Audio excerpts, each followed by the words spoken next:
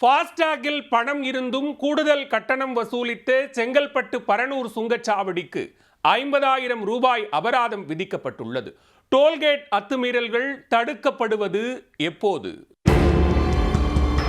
செங்கல்பட்டு மாவட்டம் மப்பேடு பகுதியைச் சேர்ந்த தனசிங் சொந்தமாக ஒரு டெம்போ வேன் வைத்து வாடகைக்கு ஓட்டி வருகிறார்.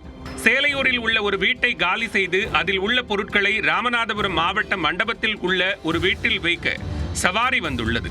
சென்னையில் இருந்து ராமநாதபுரம் செல்ல தேசிய நெடுஞ்சாலையில் ஏராளமான டோல்கேட் இருப்பதால் 2,000 ரூபாய் ஃபாஸ்டாக் ரீசார்ஜ் செய்துள்ளார். சேலையூரில் இருந்து செங்கல்பட்டு அடுத்த பரனூர் சுங்கச்சாவடி வழியாக கடந்து மண்டபம் சென்று அங்குள்ள வீட்டில் சாமான்களை இறக்கிவிட்டு மீண்டும் அவர் வந்த வழியே வீடு நோக்கி வந்துள்ளார். அப்போது பரனூர் சுங்கச்சாவடியில் தனசிங்கின் ஃபாஸ்டாக் வேலை செய்யவில்லை என்றும் அதில் பணம் இல்லை என்றும் கூறி 2 மடங்கு தொகையை வசூலித்துள்ளனர்.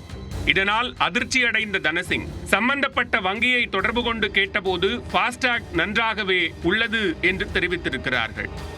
ஃபாஸ்டாக் ரீசார்ஜ் செய்ததும் சரியாகவே இருக்கிறது, இதில் எந்த கோளாறும் இல்லை என்று விளக்கம் அனுப்பியுள்ளனர். தான் ஏமாற்றப்பட்டதை உணர்ந்த தனசிங் பரனூர் சுங்கச்சாவடி மீது செங்கல்பட்டு மாவட்ட நுகர்வோர் நீதிமன்றத்தில் ஆதாரங்களுடன் வழக்கு தொடர்ந்தார். வழக்கினை விசாரித்த நுகர்வோர் நீதிமன்றம் ஃபாஸ்டாகில் போதிய பணமிருந்தும் கூடுதல் கட்டணம் வசூலித்த குற்றத்திற்காக பரனூர் சுங்கச்சாவடிக்கு 50,000 ரூபாய் அபராதமும் வழக்கு செலவுக்கு 10,000 ரூபாய் வழங்கவும் உத்தரவிட்டுள்ளது. சுங்கச்சாவடிகளில் இதுபோன்ற அத்துமீறல்கள் நடப்பதை முற்றிலும் தடுக்க வேண்டும் என்பதே வாகன ஓட்டிகளின் எதிர்பார்ப்பாக உள்ளது.